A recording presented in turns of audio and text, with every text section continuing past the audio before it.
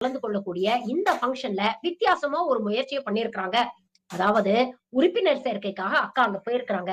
கொடியேத்தி வச்சதுக்கு அப்புறம் பாரதிய ஜனதா கட்சியில் உறுப்பினராக சேர ரொம்ப ஆவலா மக்கள் வந்திருப்பாங்கல்ல, அவங்க கிட்ட எல்லாம் பேசணும் அப்படின்னு முடிவு பண்ணியிருக்காங்க. ஆனா பிரச்சனை என்னன்னு பாருங்க, கொடி ஏத்துறதுக்கு கொடி எல்லாம் ரெடியா தான் இருந்தது. ஆனா உறுப்பினரா சேர்றதுக்கு தான் ஆளே காணோம்.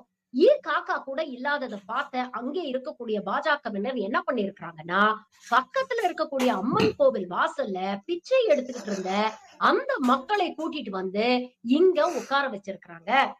நம்ம அக்காவும் இந்த விஷயம் தெரியாம தன்னுடைய பேருரைய ஆத்தோ ஆத்துன்னு அவங்க முன்னால ஆத்தி இருக்கிறாங்க. ஒரு கட்டத்துல அங்கே கூடியிருந்த அந்த மக்களுக்கு இவங்க பேசுறதுல துளியும் இன்ட்ரெஸ்ட் இல்ல அப்படிங்கறத உணர்ந்த பின்புதான் உண்மையிலேயே என்ன நடந்தது அப்படிங்கறத நம்ம அக்காவுக்கு தெரிய வந்திருக்கு. உடனே தன்னோட பேச்ச கட் ஷார்ட் பண்ணிட்டு அங்கிருந்து கிளம்பி போயிட்டாங்க.